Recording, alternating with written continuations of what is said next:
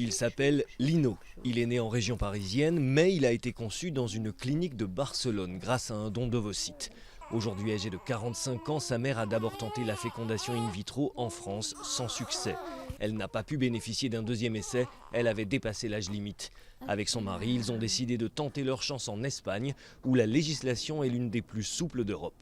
Qui considère que passé 43 ans, quand on commence un cycle, et moi j'avais déjà commencé, j'avais eu des bons résultats, etc. Donc il aurait pu avoir au moins une tentative, quoi. Surtout que ça allait se jouer dans le mois qui suivait, donc j'avais 43 ans et un mois, c'était pas de la folie, quoi. Cette clinique de Madrid est l'un des quelques 200 centres spécialisés dans la procréation médicalement assistée en Espagne. La PMA est autorisée pour toutes les femmes de 18 ans et plus, seules ou en couple, hétéros ou homosexuels. Ici, on leur propose le don d'ovocytes en cas de problème de fertilité, mais aussi la congélation de leurs propres ovocytes pour celles qui veulent avoir un enfant plus tard. Nous avons une moyenne avec les gens qui veulent faire des traitements avec ses propres ovocytes de la première visite vers 38, 39, 40 ans pour ce premier enfant. Et les gens qui aimeraient bien un don d'ovocytes, il y a des fois, nous on fait les traitements jusqu'à 49 ans.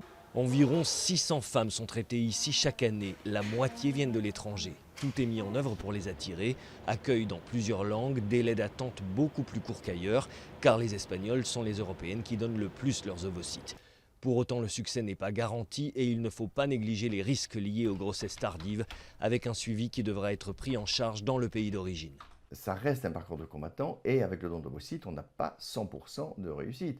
On a 40, 50, si on peut en faire plusieurs, peut-être on peut augmenter jusqu'à 70 ou 80% de chance, mais pas sur une tentative, sur plusieurs tentatives.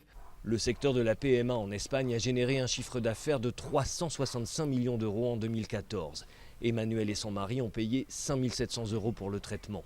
Avec l'arrivée de leur petit Lino, bien sûr, ils ne le regrettent pas. Et il est né un vendredi 13. Voilà, donc en espérant que ça lui porte bonheur. Enfin, que ça nous porte bonheur.